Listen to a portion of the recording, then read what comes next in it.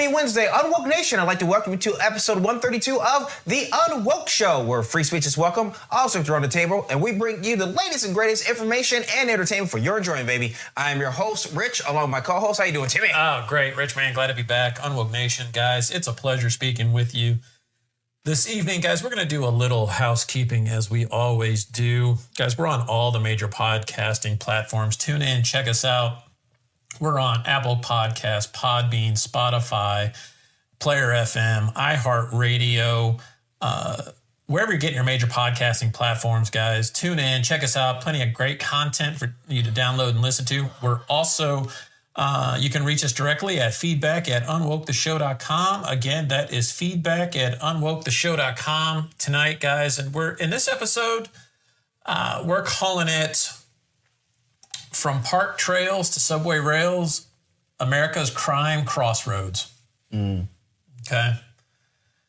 So this episode is going to bring two topics together, and yet they are related. Okay.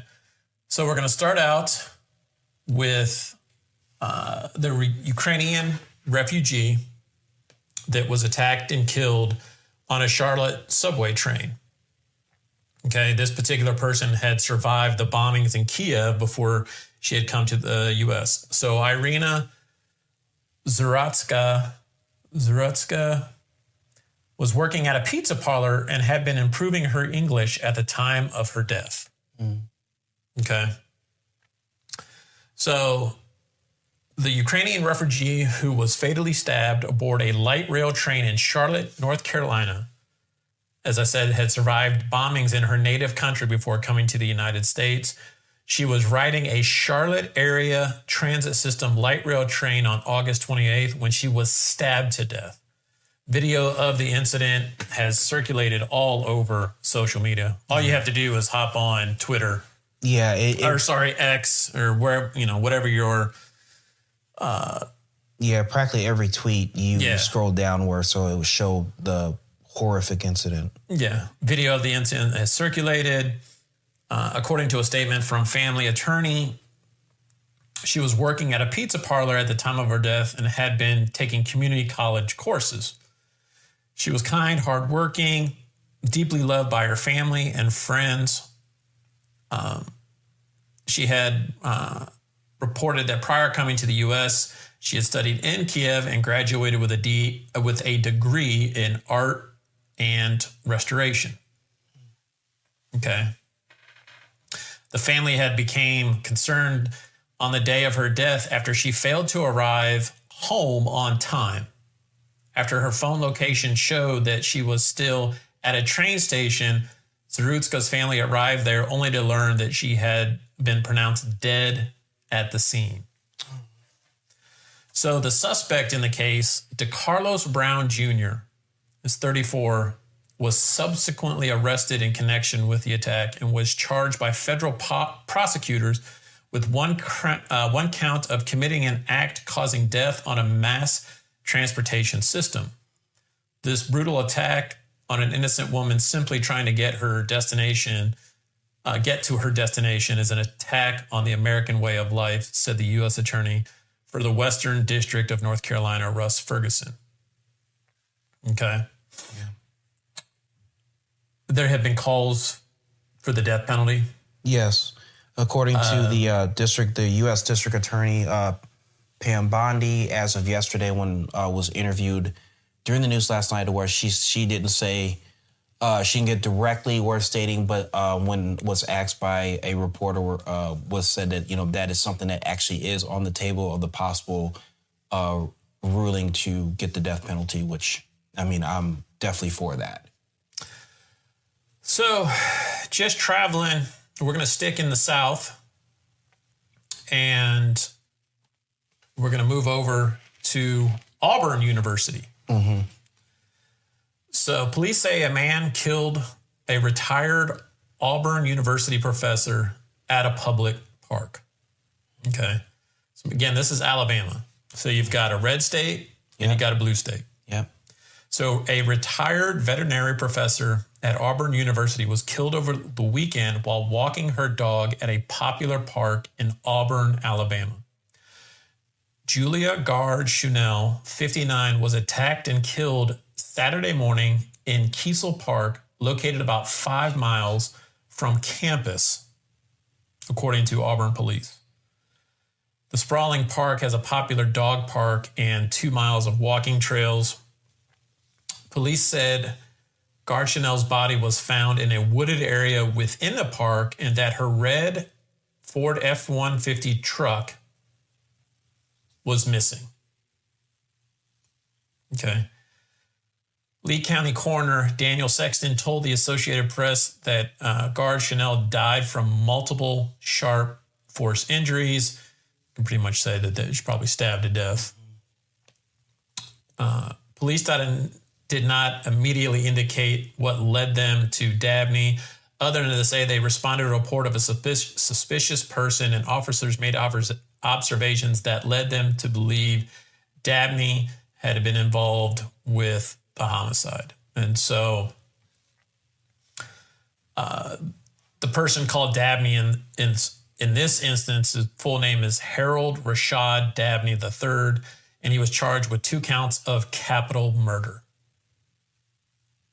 So what's interesting about both cases, white women that were the suspects, yeah. That were the suspects killed by 2 black men. Mm-hmm.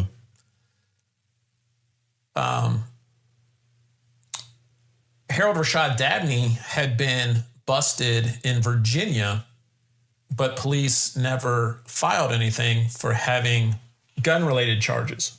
Okay. But he somehow managed to make his way to Alabama. Mm-hmm. As you can imagine, the outrage going on, by these 2 events. Yeah.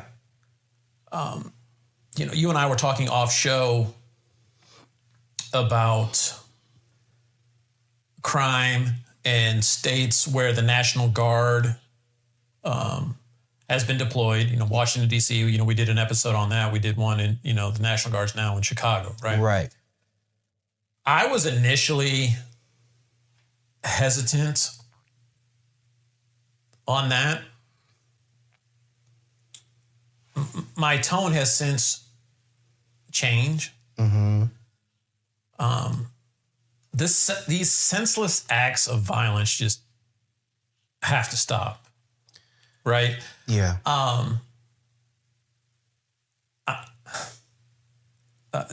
I don't know what it is about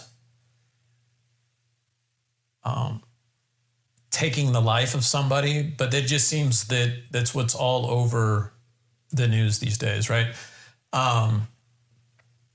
And unfortunately, it seems to disproportionately impact the Black community.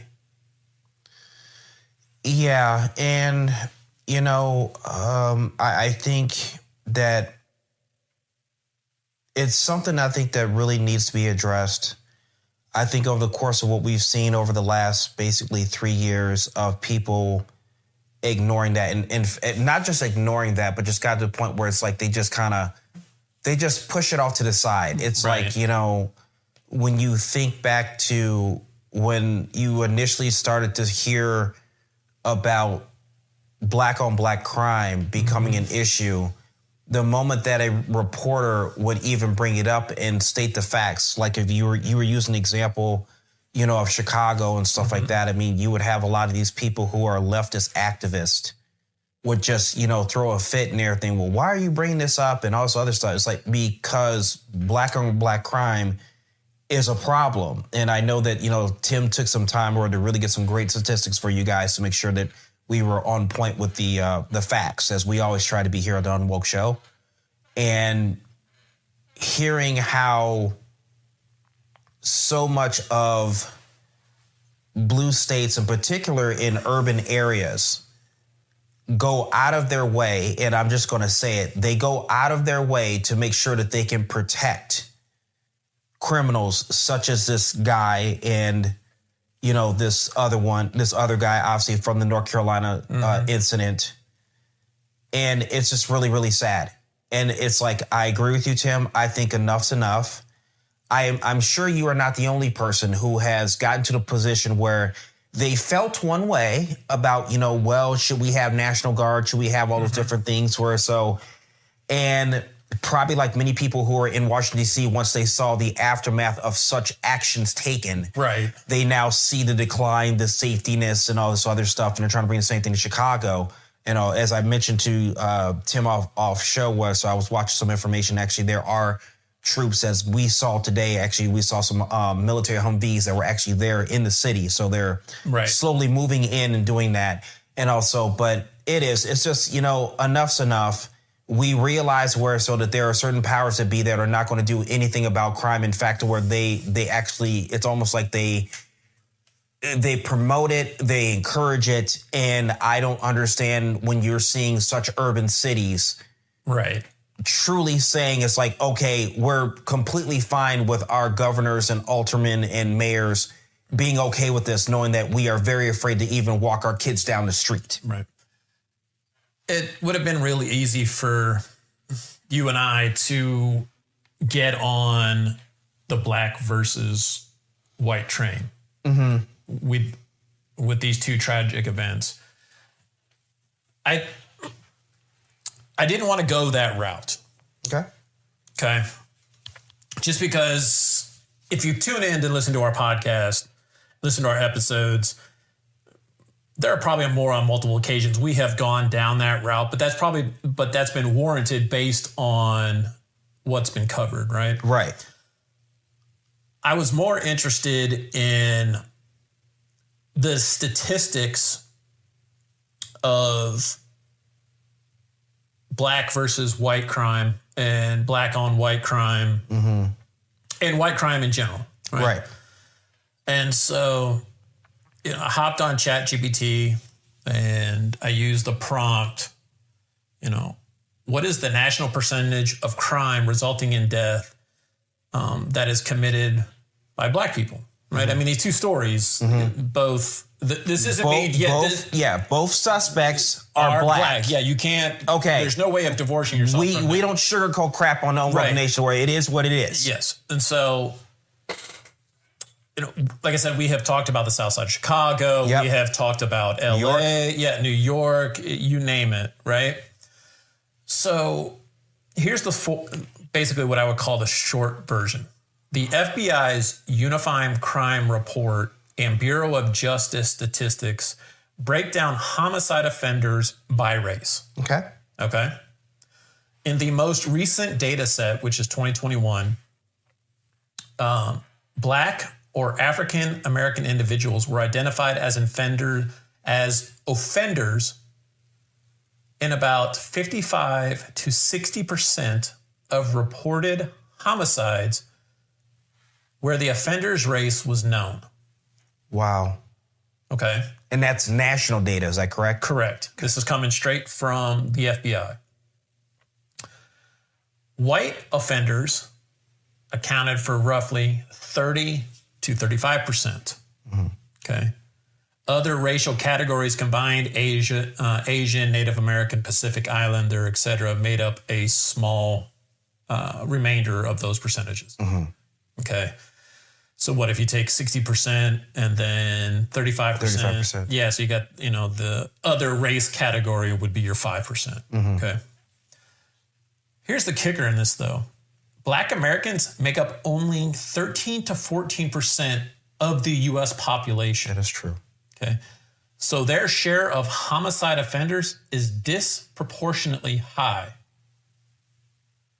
On the victim side, the pattern is largely interracial, meaning most killings are within the same race.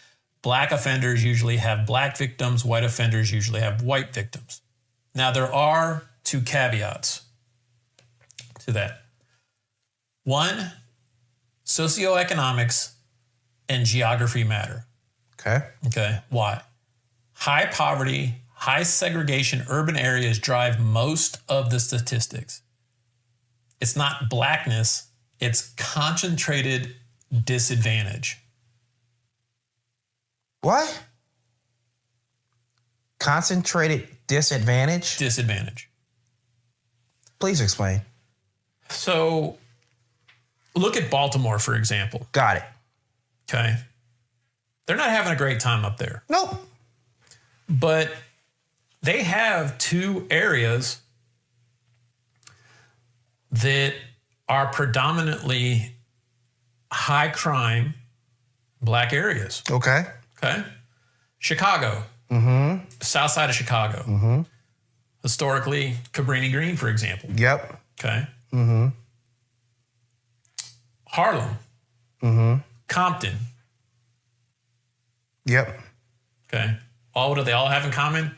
High proportionately concentrated areas where crime, drugs, guns all happen. Okay.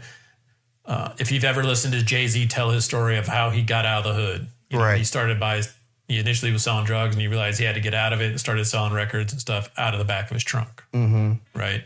If you hear 50 Cent tell his story, again, drugs and having to get out of it. Right. Go to the left coast. Yep. Okay. Eazy-E, Dre, Ice Cube. What was the Boys in the Hood? Philly.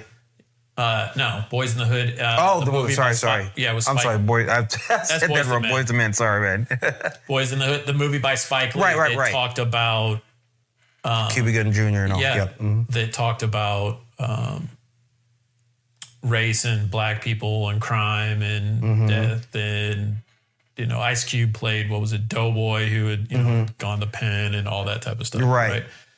But the depictions of areas where disadvantage exists, and I would call disadvantage, again, areas where you're committing crime, gang members, or gang, large concentrations of gangs, whether it's black gangs, Venezuelan gangs, Mexican gang. I mean, it's all, you're in these concentrated melting pots where the ability for opportunity to escape that, you have to have a certain level of mental toughness and you have to have the family structure. And that's leading into the second point, is geographic family households. What has always, if you turn on, say, Saturday Night Live, Colin Yost and stuff, right? They have cracked all sorts of jokes about... When they do the news segment? Yeah, when they do the news about black men abandoning kids. Yeah. Okay. A lot of single mothers. About 51%. Yeah. So again, that's where you're getting into these, what they call concentrated, let me get the correct term. Concentrated disadvantage. Okay. The second is reporting gaps exist. Not all police departments give full data to the FBI every year. So known offender race isn't 100% of cases. Okay. So if we're going to be blunt about this, roughly 55 to 60% of homicides in the U.S. with identified offenders are committed by black individuals. In a country where they're about 1/8 of the population. Right? Make that make sense. See, that's the thing, is that you can't. It's like, see, one thing is, like, I know when I talk about this, and you mentioned it just previously, you're dealing with them, you've seen how your second point when it comes with, families and stuff like that. See, one thing people never want to hear, especially they want to hearing it from someone like myself, is sit there and say that half the problem that we have is because we don't have dads in the house. And not only that, do we have dads who are actually going to be good examples. And therefore, we deal with situations as you say, the statistics being 55 to 60% of homicides actually done by black men, most of them going to be on black and black crime. Right. Which is also the second thing where the most time, especially a lot of people don't want to talk about, especially in urban areas. And it doesn't make sense. And the thing is that they spend so much time instead of saying, okay, how about we sit down and figure out the problem to make these things go, to diminish this stuff. So, for instance, I know there was a gentleman I was searching online, and I thought it was really, really cool to hear about that. And in fact, I actually want to give him a good shout out that I found yesterday. And for understanding where this guy, his name is King Randall. And actually, if you look on him on Twitter, it's at New Emerging King. You can actually find him on Twitter. And what he's doing, and the post that I said, just to kind of read to you guys, this is a black man who's doing something to actually benefit his community. And so if you happen to go check that out on Woke Nation, again, or if you go to New Emerging King for King Randall, he's actually showing these young kids, and these kids look like they're probably somewhere between, I'm guessing somewhere between like 11 or 12, and some look like they might be teenagers. But the post shows him actually teaching these kids how to change a tire. Mm-hmm. And they're all standing around him, and the post says our program, this must be Mr. King talking about it, says our program gets attacked because I don't teach my boys to hate white people or live in fear of the police. Instead, I teach them to auto repair, how to grow food, wear suits, use tools, and carry themselves like black men. Mm-hmm. So I had no problem on my own Twitter account to be able to say, hey, men like this need to be promoted. There are men out there who are trying to fill the gap that I'm going to assume most of these kids probably do not have in their house when they come home from school. Oh, absolutely. And so yeah, I definitely want to make sure on the show, I want to give a shout out to King Randall. Once again, you can go to Twitter, New Emerging King, and definitely give him some support and all. But if he ever gets to hear this, definitely shout out for that and all. We need more men like that. Yes, absolutely. And so these two stories, they're now a part of the national statistics. These two individuals. Yeah. Both of these stories went viral very quickly. Yes. Very, very. And rightfully so. Right. Okay. And the problem, that I think people start asking questions, like, for instance, the situation with the lady from Ukraine, it took about a day for people to try to figure out, because as you know, most criminal stuff is going to be public record, and to figure out exactly what was the judge that decided that it was okay to let this guy go. This guy had a record of what was it? He's been convicted 14 times. Yeah, he is a career criminal. Right. Career criminal. I mean, I think I saw the other day, I think I saw all 14 mugshots. And the question that I'm sure people who are law-abiding citizens are asking, how is it that you have all these judges are going out there and letting criminals like this go? Now, I know they actually released the lady's name who was the judge who must have dealt with this guy's last case and all, and just going, why are you not disbarred? Because of whatever wokey or whatever thing you decided you felt like you want to let him go? Someone is dead. Right. Your poor decision led to the death of an innocent person who was just coming home. And I don't care, black, white, and different. Yeah. Somebody was just coming home from work. She's probably been on that transit 1,000 times in Charlotte. Oh, absolutely. Because she looked pretty damn comfortable, just sitting there looking on her phone and stuff like that, not thinking that she's got some monster sitting right behind her that's about to take her life. Right. And I think that not only when they're able to apprehend the criminals as they just done, but I'm sorry, I think when it comes to the legal system, I think these judges need to be held accountable as well. You knew this man was a dangerous man. Right. And you let him out anyway. And now officers now have to go to their home, which actually that's not what happened, as you mentioned. Mm-hmm. The parents actually had to go since they had some type of maybe like Life 360 or something like that, only to walk up there and to find out that their daughter is dead. I mean, You can't make that. How do you make sense? You Should can't be disbarred. Yeah, I mean, you could go as far as even the attorneys in that case if they pleaded, "Hey, this man should be let out" or something. Right. You know, it's not even safe to take your dog. Right. And go to the park in Alabama, apparently. Yeah, and I'm sure, same situation. The lady was probably, has probably done it many a time in between. People sit there and go take their dogs for a walk in the afternoon or whatever, and doing all that, only for some guy just to come out there and end up killing her all the way from Virginia. It's kind of like Lake and Riley, So that guy who killed her, like she was on her campus running like that. That guy already had a record back in New York State. Yeah. I'm not like the best person, like where in the world is Carmen Sandiego when it comes to geographics, but I will say this much.